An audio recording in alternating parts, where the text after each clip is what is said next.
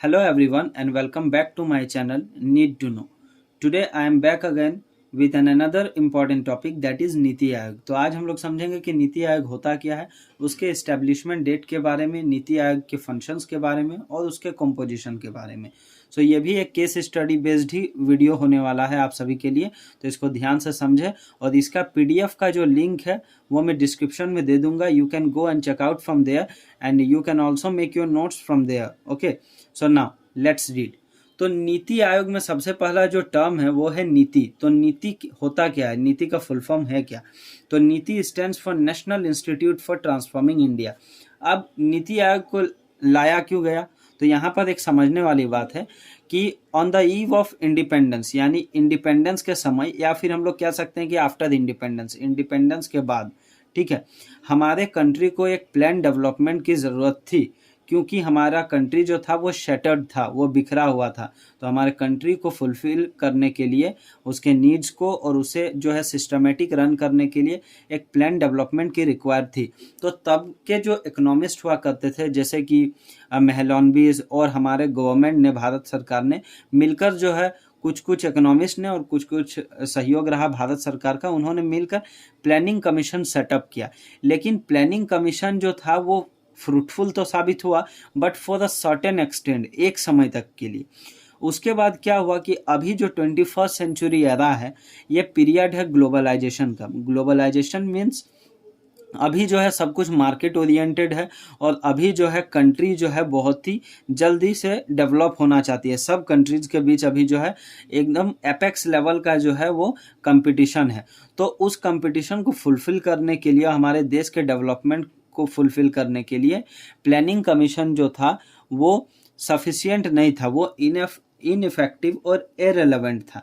तो जिस वजह से 15 अगस्त 2014 को इंडिपेंडेंस डे के दिन भारत सरकार द्वारा, यानी श्री नरेंद्र मोदी जी ने यह अनाउंस किया कि वो प्लानिंग कमीशन का डिसोल्यूशन करेंगे, यानी प्लानिंग कमीशन का समाप्ति होगी। और 1 जनवरी 2015 को टू प्रिपेयर पॉलिसीज बनाने के लिए, ठीक है, सेंट्रल गवर्नमेंट ने, यानी पीएम मोदी ने जो है वो अनाउंस किया नीति आयोग का। तो याद रखिएगा कि 15 अगस्त 2014 को प्लानिंग कमीशन का डिसोल्यूशन होने का अनाउंसमेंट हुआ बाय नरेंद्र मोदी, और जो है 1 जनवरी 2015 को है वो नीति आयोग का फॉर्मेशन का अनाउंसमेंट हुआ by our reputed prime minister of India Shri Narendra Modi ji. अब हम लोग जानते हैं कि इसमें कुछ कुछ जो इम्पोर्टेंट टॉपिक्स है, टर्म्स है, जिसको जानना बहुत ज़रूरी है। जैसे कि नीति आयोग के जो एक्स ऑफिशियो चेयरमैन होते हैं वो पीएम इटसेल्फ होते हैं, यानी पीएम खुद होते हैं, और पीएम ही जो है वो अपॉइंट करते हैं वाइस प्रेसिडेंट को नीति आयोग के। पहले जो वाइस प्रेसिडेंट थे, जो पहले मीन्स सबसे प्रथम वाइस प्रेसिडेंट जो थे वो नीति आयोग के, वो थे अरविंद पेंजेरिया। अरविंद पेंजेरिया बोलिए या फिर अरविंद पंगेरिया बोलिए, उससे कोई फर्क नहीं पड़ता है। You should have at least knowledge about कि कौन थे, ठीक है। तो अरविंद पंजेरिया भी आप बोल सकते हो, एसेंट पे ना जाए, वो चेंज होते रहता है। उसके बाद प्रेजेंट जो वाइस प्रेसिडेंट है नीति आयोग के, वो डॉक्टर राजीव कुमार है, ये जरूर याद रखिएगा।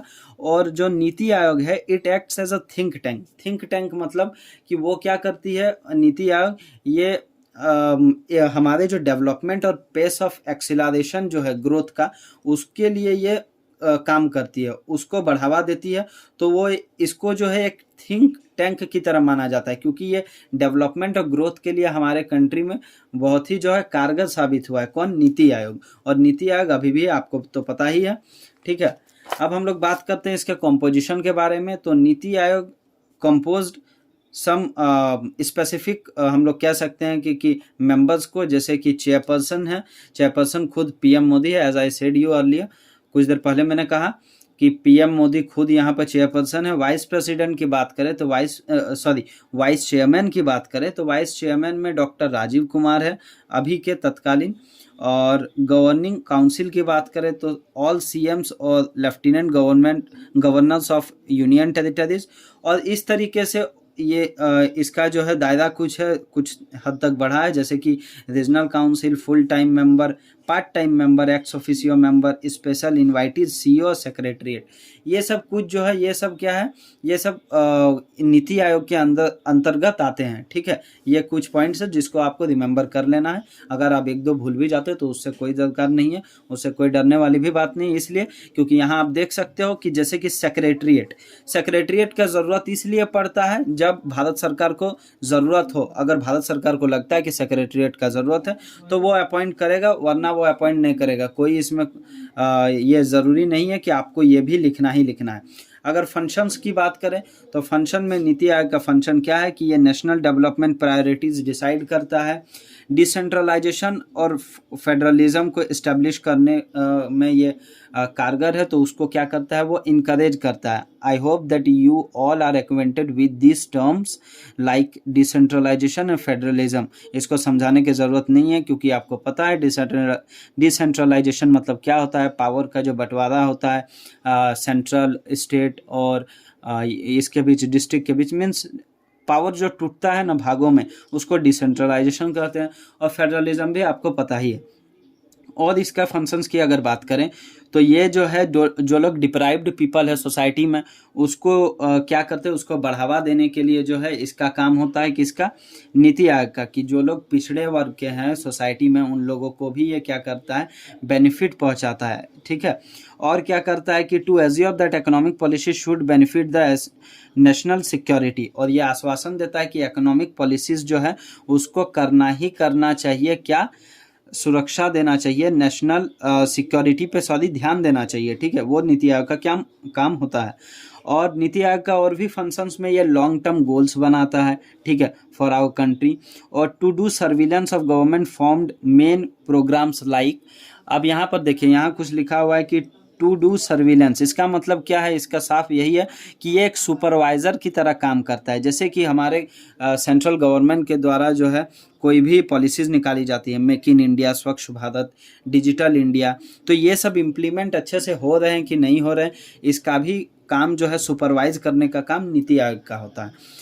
लास्ट पॉइंट हमारे पास है सपोर्ट नेशनल डेवलपमेंटल प्रोग्राम्स, यानी नेशनल डेवलपमेंटल प्रोग्राम्स को ये सपोर्ट करता है। यानी जो कुछ भी डेवलपमेंटल प्रोग्राम्स आते हैं जो निकाले जाते हैं, that are being published by central government और द गवर्नमेंट ऑफ कंट्री, तो नीति आयोग का काम क्या है कि उन सब को जो है फैसिलिटेट करना, उसको रेगुलेट करना, रेगुलेट इन द टर्म्स की उसको सुपरवाइज करना।